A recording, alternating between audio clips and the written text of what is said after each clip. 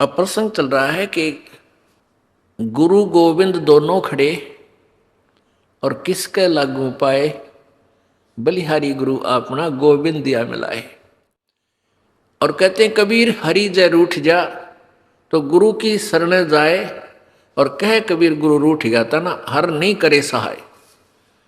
अब जैसे जिस प्राणी के पुण्य अक्षीण हो जाते हैं, जब तक पुण्य रहते हैं तब तक तो प्रत्येक प्राणी सुखी नजर आता है। घर में भी, व्यवसाय में भी, बाल बच्चे भी ठीक हो जाते हैं, शादी ब्याह भी हो जाता है। और फिर जब पाप कर्मों का दौर प्रारंभ होता है, क्योंकि ये मिश्रण कर रखा काल भगवान ने, हमारा प्रारब्ध बना रखा है, तो हमारे संचित पुण्य और पापों में से जो डिपॉजिट है जन्म जन्मांतर के, उनमें से एवरेज रेशो से निकाल कर अब आपका प्रारब्ध बना रखे, उसमें पाप भी मिला रखे हैं और पुण्य भी। पुण्य से सुख होता जा रहा है, फिर पुण्य वाला बैटरी आपकी डिस्चार्ज होगी, वो खाता खत्म होया, अब पाप वाला शुरू हो गया, आपत्ति पर आपत्ति, आपत्ति पर आपत्ति आप पर प्रारंभ होगी। और जब तक आप आन उपासना भी करते थे, किसी नकली गुरु की शरण में भी थे, तो भी आपके घर में सुख होता जा रहा था। आप ये सोच रहे थे हमारे सतगुरु जी की दया से सब कुछ हो रहा है, और फिर उसी सतगुरु जी की शरण में रहते रहते सारी ब्रेन माटी होगी, फिर कहाँ गया वो सतगुरु जी। इम्प्रूव होना चाहिए था, तो आप तो बिल्कुल गिरावट में आ गए। तो पुण्य समाप्त हो गए, पाप शुरू हो गए। जब इंसान कोई घड़ा दुखी हो जाता है तो वो क्या कहता है, भाई मेरा राम रूठ गया, मेरा भगवान रुष्ट हो गया, मेरा भगवान रूठ गया, मेरे ऊपर आपत्तियां आ गई। और जो सुखी नजर आता है उसको आम आदमी का आग्रह, इस पर भगवान राजी हो रहा है, इसका परमात्मा राजी है, इसके घड़े अच्छे कर्म हैं। तो परमेश्वर क्या बताना चाहते हैं कि जैसे आपके पुण्य समाप्त हो गए, अब जैसे कोई व्यक्ति एक नल पर से घड़ा भर ले गया पानी का, और कहीं दूर जाकर के कार्य कर रहा, खेत में या मजदूरी, किसान का काम या जैसा भी, या अपने घर पे ले आया, जब तक वो जल है उस घड़े में तो कोई प्रॉब्लम नहीं। और जब घड़े का जल समाप्त हो जाता, समस्या आ जाती है और प्यासे मर जाते हैं, तो कहाँ जाते हैं, फिर हैंडपंप के पास जाते हैं और उसकी करके पूजा यानी सेवा करके हैंडपंप से फिर भर लेते हैं। तो यहाँ परमात्मा कहते हैं कि जैसे वो जल है वो तो मान लो भगवान, क्योंकि जल से प्यास बुझी, आनंद हुआ, सुख हुआ। और नल का समझ लो गुरु, क्योंकि गुरु बिना भगवान मिला को नहीं, ये नियम है। तो हैंडपंप ने तो गुरु मानो और मटके के जल को भगवान मान लो, वो आपके पुण्य है। तो आपके जब पुण्य समाप्त हो गए, आपके मटके का जल समाप्त हो गया, तो कहाँ जाओगे, हैंडपंप के पास जाओ, उसकी सेवा करो, मोमेंट दो उस हथली को और फिर भर ले आओ। और जो हैंडपंप पे खराब कर दिया आपने, फिर जल ना मिला आपको। तो यहां क्या बताना चाहते हैं, गुरु गोविंद दोनों खड़े और किसके लागू पाए, एक तरफ हैंडपंप है, दूसरी तरफ एक मटके में जल है। तो कहते हैं किसको अधिक आदर करूं, एक तरफ भगवान खड़ा है मान लीजिए, एक तरफ गुरु जी हैं, तो किसको प्राथमिकता दूं। परमात्मा उत्तर भी दे रहे हैं कि बलिहारी गुरु अपना जिन गोविंद दियो मिलाए। फिर क्या बताते हैं, कबीर हरि जय रूठ जा, यानी तुम्हारा राम रूठ गया, आपत्तियां शुरू होगी, वो घड़े का जल समाप्त हो गया। तो गुरु की शरण में जा, यानी पूर्ण संत के पास शरण में पहुंच, और कह कबीर गुरु रूठ गए तो हर ना करे सहाय। आपने गुरु जी के प्रति ही कोई दुर्भावना पैदा कर ली, कोई उसमें दोष देख लिया अपनी ही सोच अनुसार, या कोई यहाँ अपने मर्यादा भंग कर दी, तो उससे गुरु रुष्ट हो जाता है। जैसे इस दास को जब पता चलता है कि ये व्यक्ति यहाँ आ भी रहा है और कहता मैं नाम भी ले रखा है और ये बीड़ी भी पीवा है, घुट्टी भी लगा जाता है कभी कभी। तो तब मैं रुष्ट होता है, ये दास रुष्ट होता है, दुख होता है मुझे कि कोई फायदा नहीं इसके यहाँ आने का। और दो चार और बिगाड़ेगा कि देखियो भी बीड़ी पीवा है वहाँ रामपाल का शिष्य होकर के। तो इससे दास गणा दुखी होता है। उस व्यक्ति को चाहिए अपनी गलती स्वीकार करे, दोबारा उपदेश ले ले, शुद्ध करा ले अपने उपदेश को और भविष्य में नहीं पीवे, अपना कल्याण करवा ले। तो इससे दास दुखी होता है। कोई आन उपासना कर लेता है तो भी दास दुखी होता है कि नहीं, आप पतिव्रता पद पर नहीं रहे, भगवान आपको मदद करेगा नहीं। फिर लाभ क्या होगा यहाँ डरे धक्के खान का, यहाँ आने का कोई लाभ आपको नहीं प्राप्त होगा। आपने यहाँ आए हो तो लाभ प्राप्त करो मालिक का, ऐसा लाभ दे देगा आप सोच भी नहीं सकते। आप चक्कर में पड़ जाओगे, क्या परमात्मा सचमुच ऐसे सुख दिया करता है? सुना करते थे, लेकिन आप यहाँ देखा करोगे, आप यहाँ महसूस करोगे। तो क्या बताते हैं, जय इब के सतगुरु मिले, सब दुख आँखों रो, चरणों ऊपर शीस धरूं, कहूं जो कैडी हो। कबीर साईं मिलेंगे, पूछेंगे कुशलात, आदि अंत की सब कहूं, अपने दिल की बात, गुरु जी तुम ना भूलियो। चाहे लाख लोग मिल जाएं, हमसे तुमको बहुत हैं, तुमसे हमको नाई, तुमरे विसारे क्या बने, मैं किसकी शरण में जाऊं। शिव ब्रंश मुनि नारदा, इनके हृदय न समाऊं, अब गुण किए तो बहुत किए, करत न मनी हार, बावे बंदा बख्श दियो, बावे गर्दन उतारे। अब गुण मेरे बाप जी, बख्शो गरीब नवाज, जो मैं पूत कपूत हूँ, बहुर पिता को लाजे। मैं अपराधी जन्म का, नख सिक भरे विकार, तुम दाता दुख भंजना, मेरी करो संभाल। राम कृष्ण से कौन बड़ो, उन्हों भी गुरु कीने, तीन लोक के वे धनी, गुरु अग अधीन।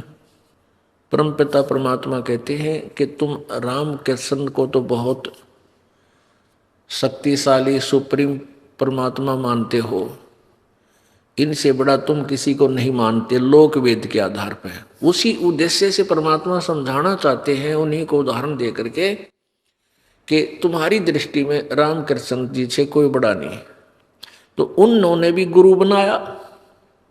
श्री रामचंद्र जी ने ऋषि वशिष्ठ जी को गुरु बनाया और श्री कृष्ण जी ने दुर्वासा जी को अपना गुरु बनाया, आध्यात्मिक गुरु।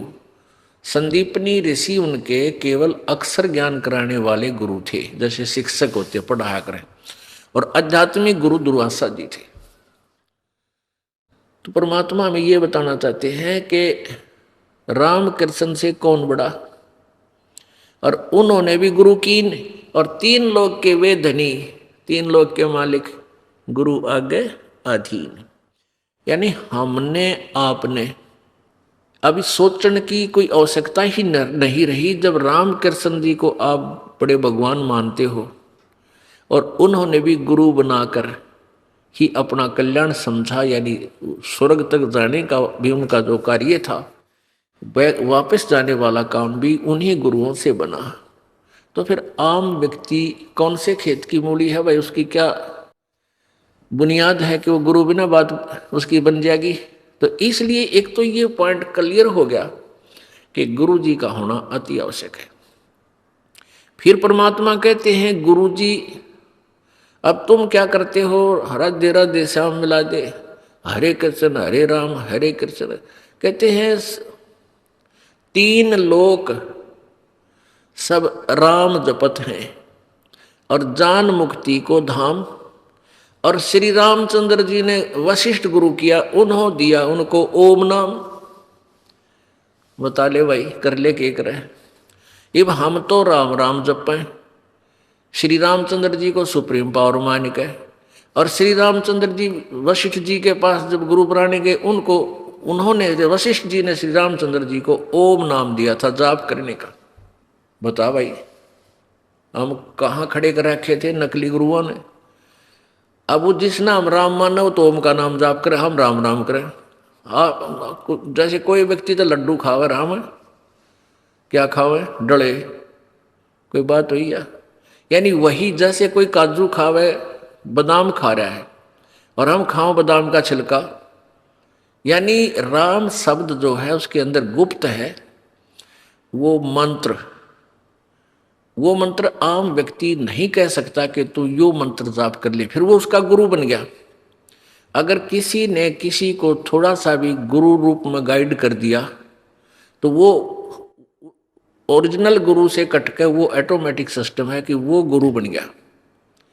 अब दोनों चौड़ चपट उसके ऊपर उसका बाहर आ गया। तो ऐसे ये गुप्त मंत्र रखे जाते हैं, ये सीधे नहीं कहे जाते कि हमारे गुरुजी ये नाम देते हैं ऐसे जाप कर लो या ऐसा कर लो, नहीं। इतना कह सकते हैं भाई राम नाम भज लो, राम नाम जपया करो, राम नाम ले भाई, राम नाम ले। अब वो राम का नाम अन्य है, जैसे बादाम का छिलका ऊपर कुछ है अंदर गिरी नारी है, ऐसे ही ये नाम गुप्त होते हैं। कोई जैसे महर्षि वाल्मीकि जी को नाम दिया था, अब वो कहते हैं वो राम राम राम करे था, राम राम नहीं करे थे वह, वो तो ओम नाम का जाप जपया करते। राम तो वैसे जैसे हम सच्चाई बोलते हैं ना, ये हमारा मंत्र नहीं है। ऐसे राम कोई शब्द मंत्र नहीं है किसी ऋषि का, वो तो ओम से शुरू होते। और ओम केवल ब्रह्म तक की जाप है और ये भी पूरे अधिकारी से लेकर ही कार्य करता है, हम अन्य से नहीं।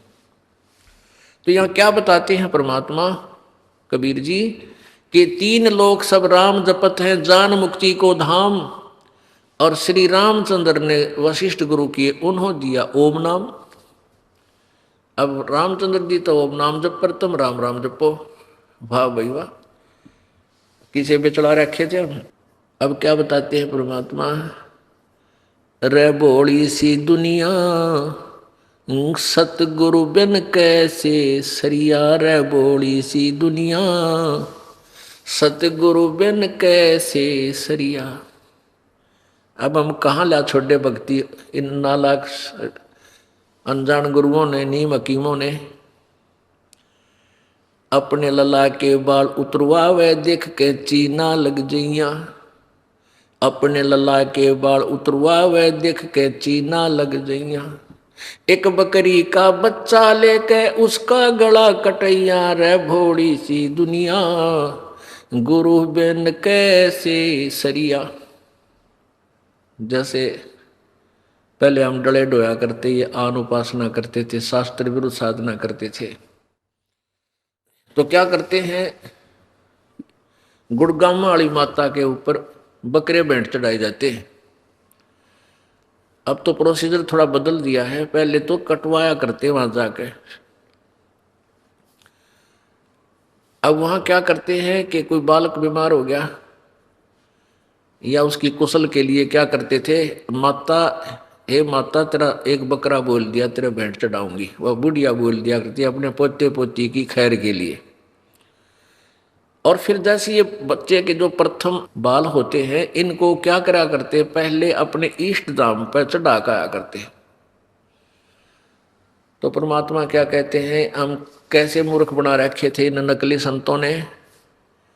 वह बुढ़िया यानी दादी अपनी पुत्र वधू को और उस पोती या पोते को जो नवजात शिशु होता है उसको लेकर गुड़गांव में वाली पर जाकर माता पर जाती है और वहां जाकर नाई होता है। ये वहम बांट रखे हमारे कि भ्रमणा पैदा कर रखी है कि पहले बाल जो है अपने इष्ट धाम पर चढ़ाकर, नहीं तो बालक का उग चुक हो जाए। तो ऐसे लेकर चली जाती है कहाँ, माता के ऊपर है। और वहां नाई बैठा होता है, उसको कहती है भाई नाई के मेरे पोते के बाल काट दे, मेरे लल्ला के बाल काट। और धीरे धीरे काटना, देख रहे कदे कैंची लाग जाए इसके काचा सर से। अब बुढ़िया कहती है उस नाई को कि भाई ध्यान से काटिए बाल मेरे बच्चे पोते के, कैंची ना लग जाए इसके कि दर्द पीड़ा हो जा। कहते अपने लल्ला की तो इतनी चिंता तेरे कैंची का भी दर्द थोड़ी चुभ ना जा, और एक बकरी का लल्ला लेके और उसका गला कटवा दिया। अरे तेरा गजब भैया, एक बकरी का बच्चा लेके उसका गला कटवा दिया, माता तेरा बैठ चढ़ा दिया। ये मूर्खा ने न्यू मूर्ख बना रखे थे। अच्छा वह माता ये बकरे खावेगी है तो वह तो डायन होगी, फिर वह तो डायन होगी। माता तो काजू खावे, किशमिश खावे, सेब संतरे खावे, हलवा बनवा ले, पूरी बनवा ले रहे बूढ़े आदमियों, और वह माता बैठी है बड़े कुत्ते मुत्ते। अब परमात्मा क्या कहते हैं, रे बोली सी दुनिया सतगुर बिन कैसे सरिया। अपने लला के बाल उतरवावे देख के चीना लग जिया, और एक बकरी का बच्चा लेके उसका गला कटिया। अब वो क्या करते हैं, वहां बाल कटवा लिए, इतने बाल ले लेंगे उसमें से बाल, और लेके अंदर मंदिर में चढ़ाओगे जाकर अच्छी तरह, मतलब श्रद्धा से। वो पुजारी क्या करता है, उनको उठा के और कट्टे में भर दे, सारे ने ठा ठा के कट्टे ठोक दे, कट्टा ये बोरी,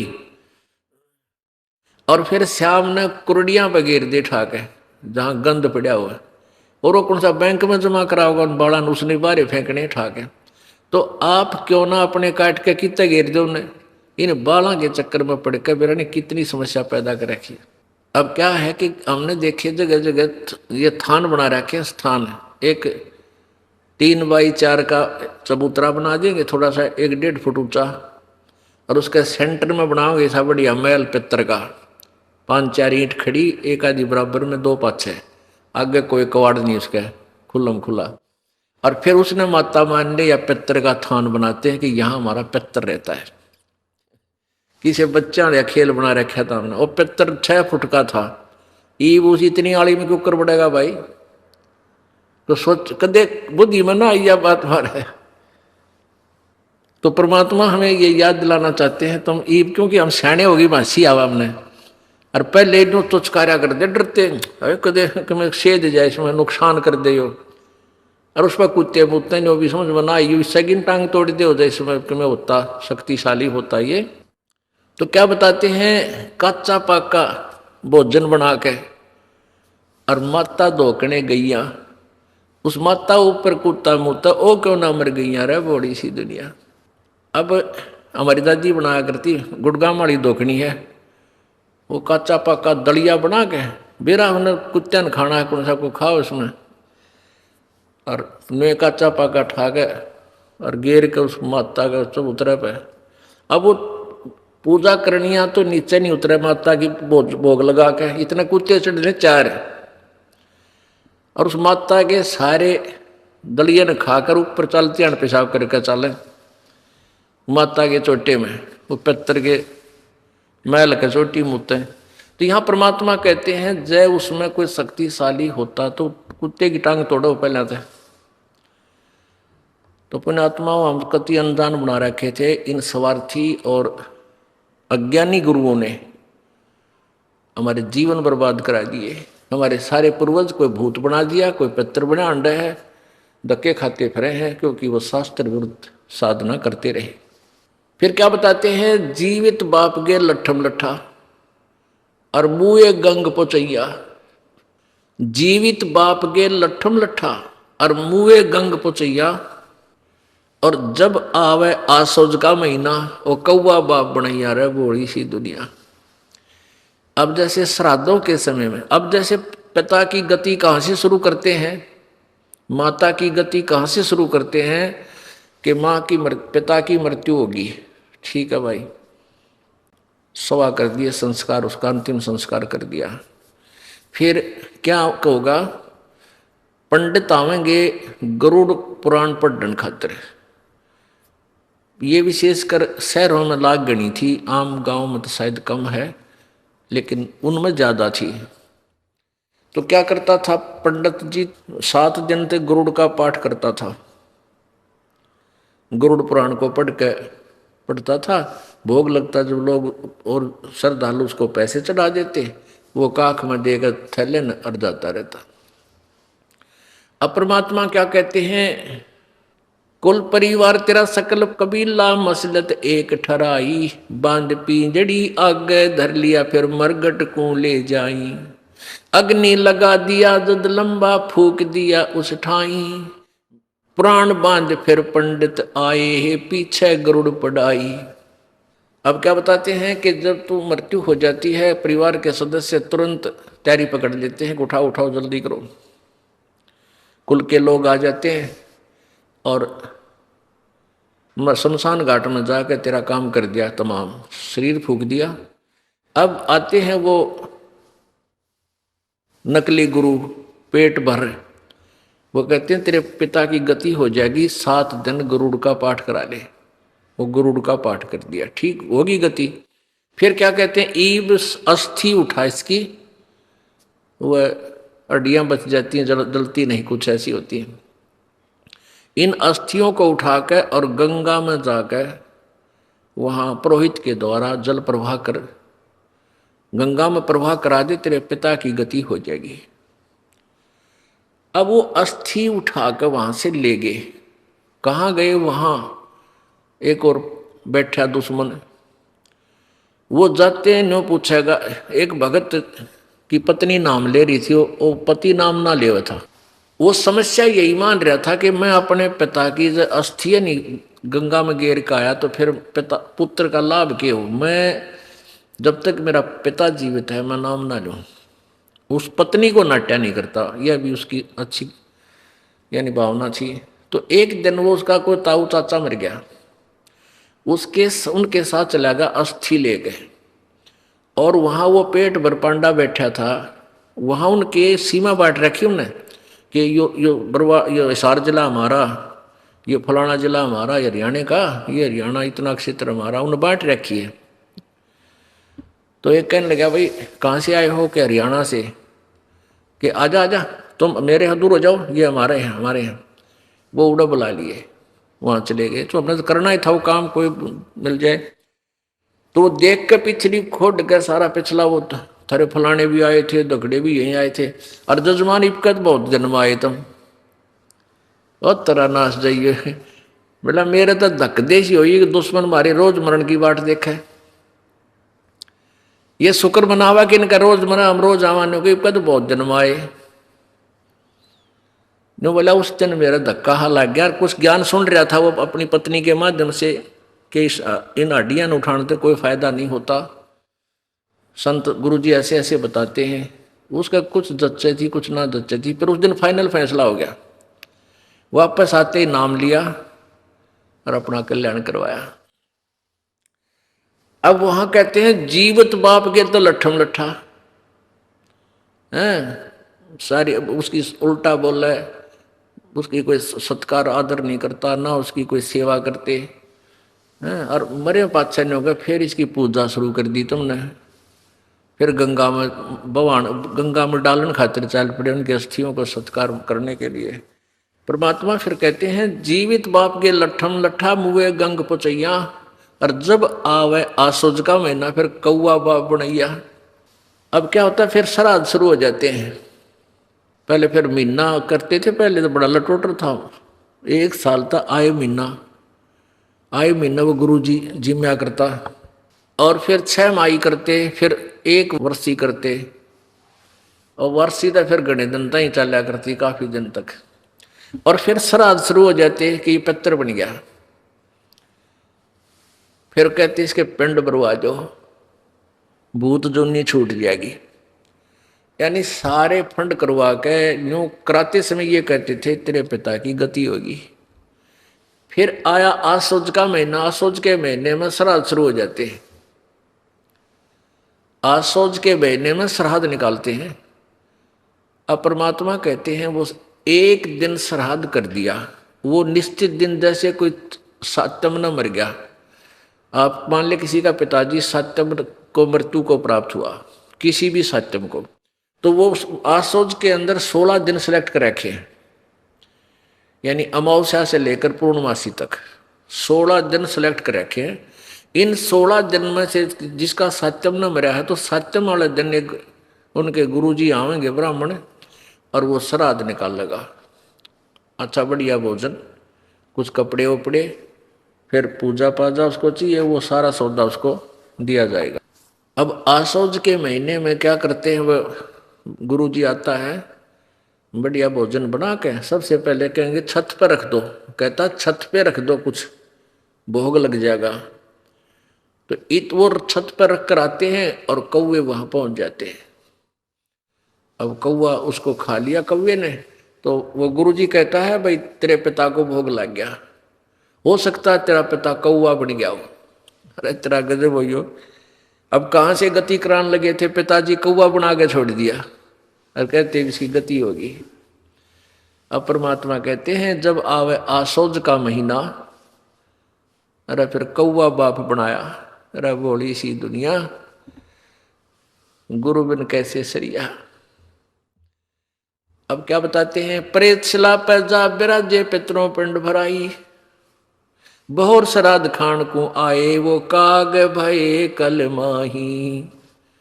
फाइनल फैसला करते हैं परमात्मा की वाणी में, जय सतगुरु की संगत करते तेरे सकल कर्म कट जाई, अमरपुरी पर आसन होते जहां धूप न छाई। कि जय सतगुरु की संगत करते पूर्ण संत की, ये सारे झंझट खत्म हो जाते, सकल कर्म, किसी भी आवश्यकता नहीं रहती, आप सतलोक चले जाते, अमरपुरी में, उस सतलोक में आपका निवास होता। जैसे गीता जी अध्याय नंबर 18 के श्लोक 62 में कहा है कि अर्जुन तू सर्वभाव से उस परमेश्वर की शरण में जा, उसकी कृपा से ही तो परम शांति और सनातन परम धाम को प्राप्त होगा। सनातन परम धाम शाश्वतम स्थानम अमरपुरी सत्यलोक, वहां चला जाएगा। गीता जी अध्याय नंबर 15 के श्लोक नंबर 4 में ये कहा कि जब तुझे तत्व ज्ञान मिल जाए, उस तत्व ज्ञान रूपी शस्त्र से इस अज्ञान रूपी पेड़ को काट के, उसके बाद उस परम पद पर, उस परमेश्वर के परम पद की खोज करनी चाहिए, जहां जाने के बाद फिर लौटकर प्राणी संसार में नहीं आते। और जिस परमेश्वर ने सब ब्रह्मांडों की रचना की है, और मैं उसी की शरण हूं। गीता ज्ञानदाता भी कहता है मैं भी उसी की शरण में हूं, उसी वही पूजा के योग्य है, उसी की पूजा कीजिए। अपने आत्मा, अब ये श्राद्धों की बीमारी कहां से लगी, पुराणों से। अपने आत्माओं, ग्रंथ ग्रंथ में भेद है। जैसे वेद और गीता जी, पवित्र चारों वेद, पवित्र गीता जी, ये प्रभु द्वारा दिया गया ज्ञान है, ब्रह्म द्वारा, यानी ब्रह्म को दिया था परमात्मा कबीर जी ने, और ब्रह्म ने फिर दिया है यहाँ आपने ज्ञान दिया है यहाँ ब्रह्मांड में। तो ये जो ज्ञान है वेदों का और गीता जी का, ये विधान है प्रभु का। और जो पुराण है वो किसी ऋषि या आन देवता की अपनी सोच, अपनी थ्योरी, अपना विधान है, उसकी आज्ञा है। तो पुण्यात्माओं, हमने इन पुराणों में लिखे विधान को नहीं स्वीकार करना है। जैसे आपको उदाहरण देते हैं कि जैसे एक व्यक्ति का दरोगा सोचो मित्र था, और उस व्यक्ति ने अपने मित्र से कहा कि मेरा पड़ोसी बहुत दुखी कर रहा है, कुछ इसका विकल्प बताओ। एसएचओ ने कह दिया कि मार उसका लठ, मैं आप देख लूंगा।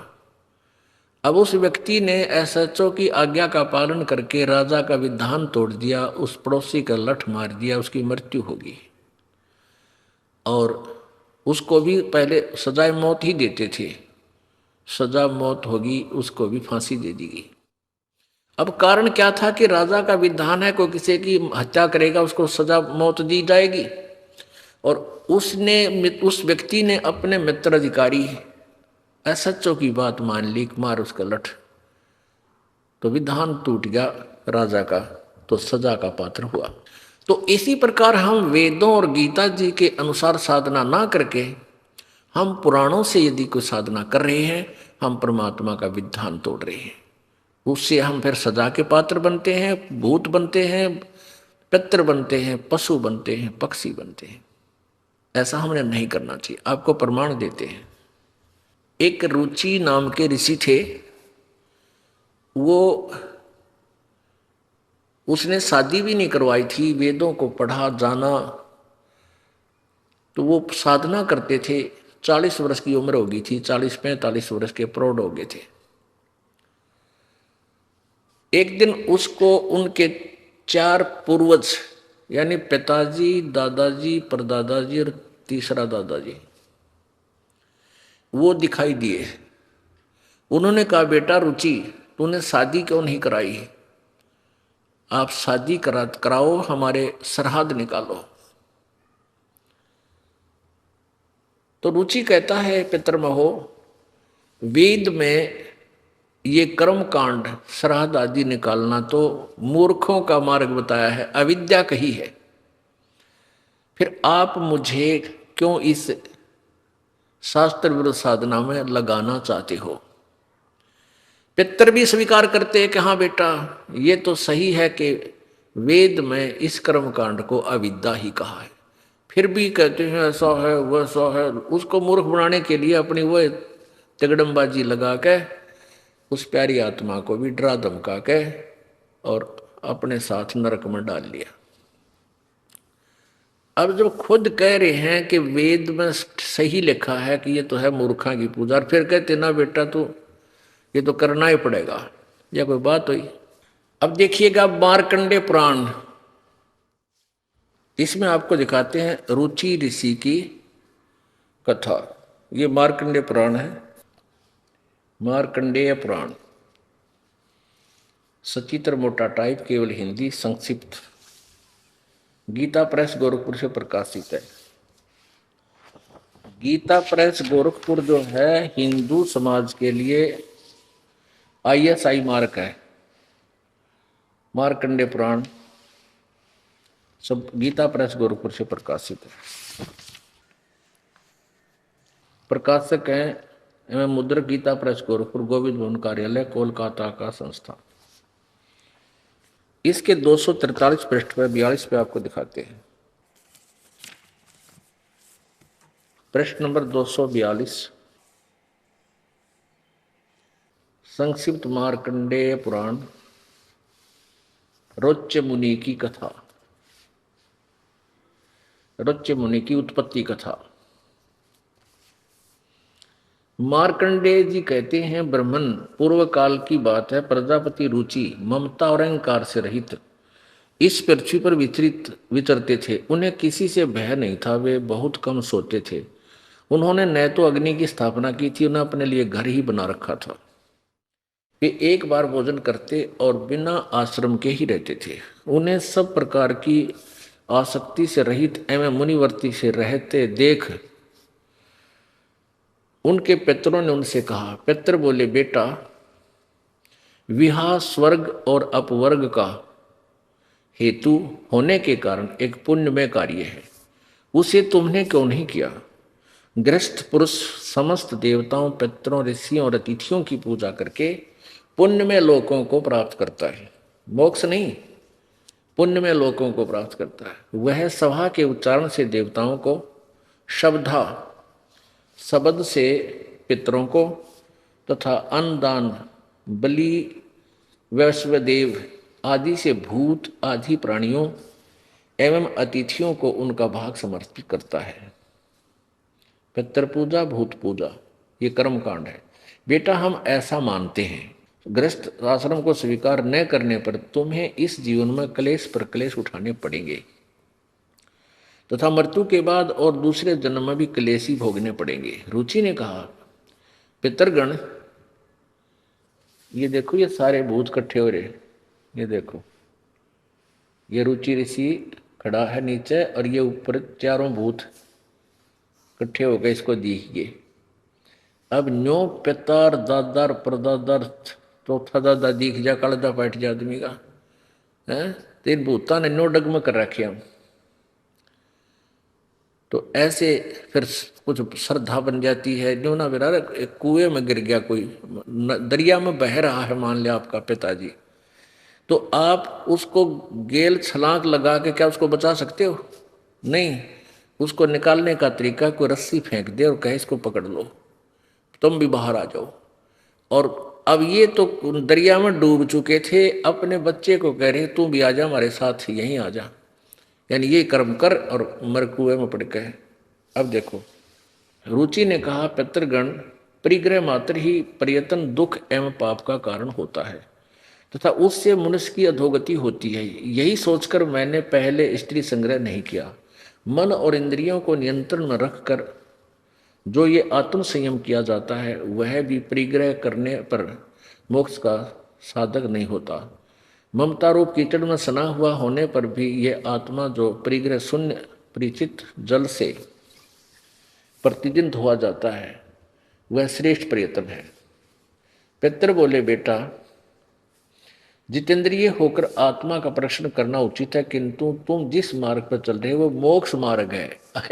तरह के भैया, अब वो पितर राजी नहीं उसके मोक्ष होने में, नहीं होगा तुम जो मार्ग चलाओ तो मोक्ष मार्ग है, तो पितर बने मारा की तरह भूत बन जा। ये देखो, पितर बोले बेटा, जितेंद्रिय होकर के आत्मा का प्रक्षाकलन करना उचित है, किंतु तुम जिस पर चल रहे हो वो मोक्ष मार्ग है। पूर्व जन्म में किया हुआ मानव का शुभ अशुभ कर्म सुख दुख में भोगों के रूप में प्रतिदिन भोगने पर ही क्षीण होता, जिसा इन्हें ज्ञान था। आगे देखो, रुचि ने पूछा पितामहो, वेद में कर्म मार्ग को अविद्या कहा गया है, फिर क्यों आप लोग मुझे उस मार्ग में लगाते हो? पितर बोले यह सत्य है कि कर्म को अविद्या ही कहा गया है, इसमें तनिक भी मिथ्या नहीं। फिर के टटू रह गया, फिर क्या रह गया पितरो? ये मरवा दिया बोला आदमी और गेल ला लिया। फिर कहे ऐसा है ना भाई, नो कर दे, पितर ऐसा दे देते हैं, पितर आशीर्वाद दे देते हैं। पितर इतना तो कर दे मैं इसका थन खराब कर दे, लेकिन ठीक नहीं कर सकते। ठीक तो परमात्मा ही करेगा आशीर्वाद दे के उसके नाम तक। तो अब देखो, ये खुद कह रहे हैं कि इसमें कोई झूठ नहीं भाई, सैत या अविद्या, इसमें तनिक भी मिथ्या नहीं। फिर के बच गया बात पक्ष है, फिर इसको भका भकू के ला के पीछे इन्होंने बोला, ये भी कहने लगा जी मैं तो बूढ़ा हो गया, मैंने कौन लड़की देगा, 40 साल की उम्र होगी मेरी, 42-45 की। तो ये पितर बोले तू तप कर ले। उसने तप किया। फिर एक स्त्री आई अपनी लड़की ने लेकर, एक ऋषि जी आप मेरी लड़की से शादी कर लो। जब उसने शादी करी और फिर पितर वाले खड्डे में रुचि फिर पड़ गया, आप भी गिर गया। हे परमात्मा, हे बंदी छोड़। और वो पितर खुद कहे तू तो मोक्ष मार्ग पर लग गया, गलती कर दी, पितर नहीं बनाया, वो पितर बनवा दिया।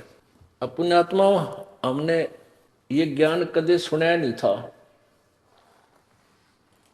और ये तो ऋषि सत्र के ज्ञान है जो ऋषि बता रहे हैं भाई तूने ये क्यों ना करवाया, सिर आज क्यों ना काट दिया।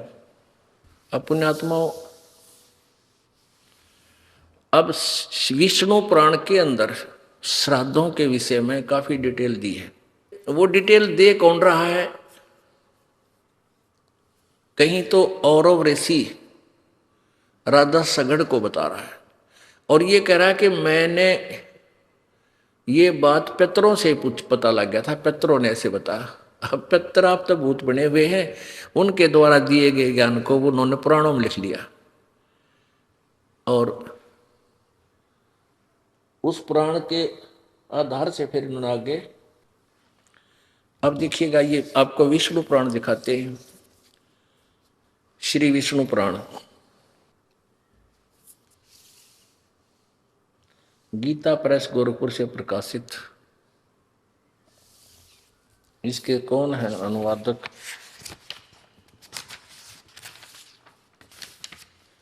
श्री विष्णु पुराण, अनुवादक मुनीलाल, श्री मुनीलाल गुप्त, प्रकाशक वही है, गीता प्रेस गोरखपुर। गोविंद भवन कार्यालय कोलकाता का संस्थान। अब इसके 213 पृष्ठ पे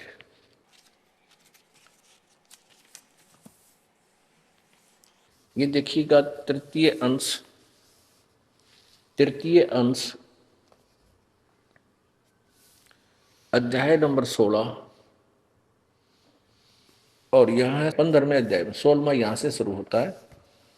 इसमें क्या लिखा है कि हे राजन, श्राद्ध करने वाले पुरुषों से विश्व देवगण, पितृगण, मातामह और कुटुंबी जन सभी संतुष्ट रहते हैं। हे भूपाल, पितृगण का आधार चंद्रमा है और चंद्रमा का आधार योग है, इसलिए श्राद्ध में योगी जन को नियुक्त करना अति उत्तम है। हे राजन, यदि श्राद्ध भोजी 1000 ब्राह्मणों के सम्मुख एक योगी भी हो तो वह यजमान सहित उन सब का उद्धार कर देता है। अब का एक देसी कहावत थी, बोला अंधा नौतर दो बुलावे, अंधे का न्योता देते एक उसकी उंगली पकड़ का होगा, दो हो गए खागड़। तो कहने का भाव ये है कि हम इन ब्राह्मणा नैर और पंगे पावा, इसमें बहुत कुछ लिख रखा है कि पितरों के श्राद्ध निकाला जब तो या तो 2 ब्राह्मण हो या 4 हो, 6 हो, 8 हो, 10 हो, ऐसे जमाने चाहिए। और उत्तर में मुंह हो, उनका पूर्व में मुंह हो, और भूतांगे कड है तो उनके फिर 1, 3 ऐसे 5, 7 यानी जो 2 से भागना हो वो हो। अब परमात्मा इसमें स्पष्ट कर रखा है कि एक योगी 1000 ब्राह्मण हो भोजन कर, श्राद्ध में भोजन करने वाले, और उनके सामने एक योगी हो। ओहो, योगी कौन होता है? गीता जी अध्याय नंबर 2 के श्लोक नंबर 53 में कहा कि अर्जुन, जब तेरी बुद्धि भिन्न भिन्न प्रकार से भ्रमित करने वाले भिन्न भिन्न प्रकार के वचनों से हटकर एक परमात्म तत्व के, एक परमात्मा के ऊपर स्थिर हो जाएगी, तब तो तू योग को प्राप्त होगा, अर्थात तब तो तू भगत बनेगा, यानी शास्त्र अनुकूल साधक होगा।